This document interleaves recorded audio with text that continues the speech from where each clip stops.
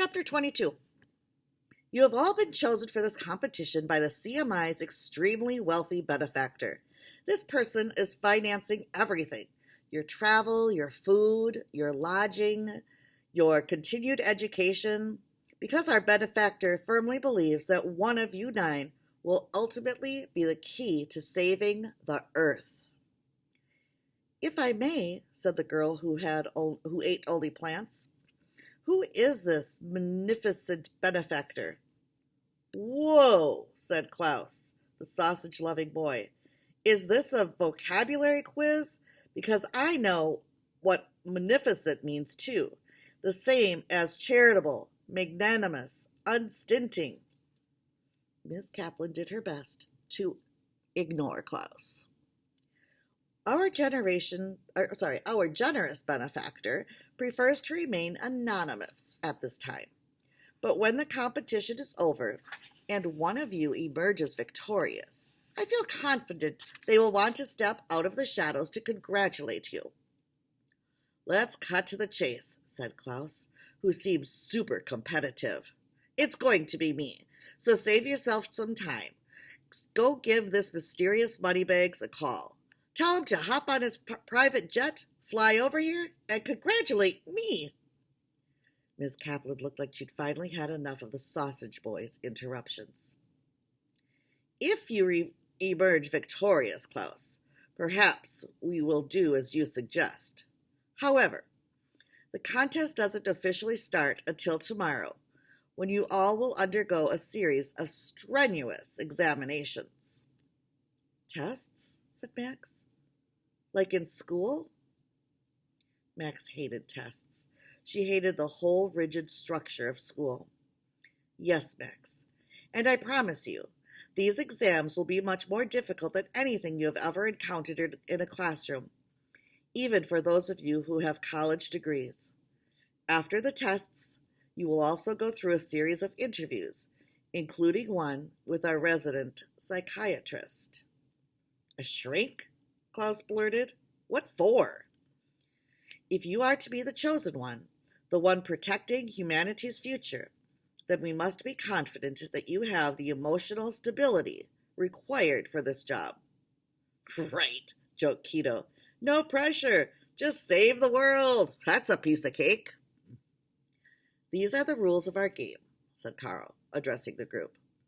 If you don't feel you are up to the challenge, you may, of course, leave right now. No hard feelings. Major disappointment, of course. But as I said, our feelings will not be hurt.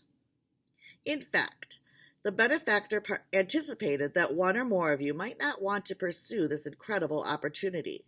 Should you choose to leave, the benefactor has already arranged for your transportation home. Home.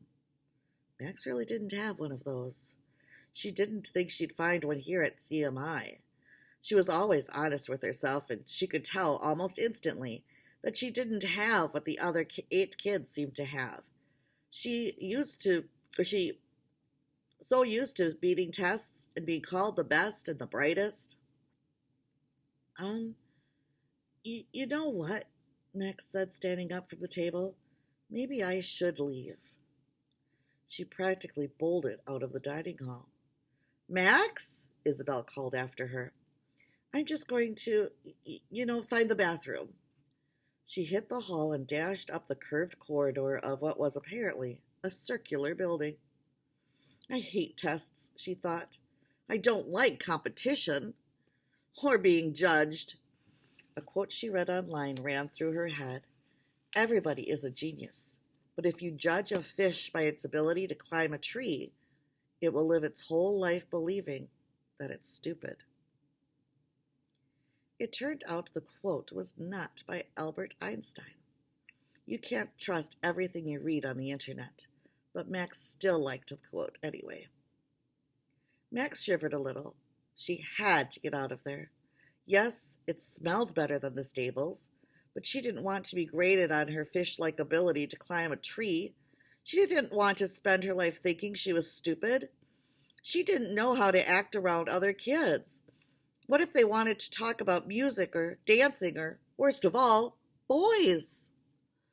She just needed to find where Carl and Isabel had stowed her suitcase and ask them to send her back to America, maybe someplace other than New York, maybe San Francisco.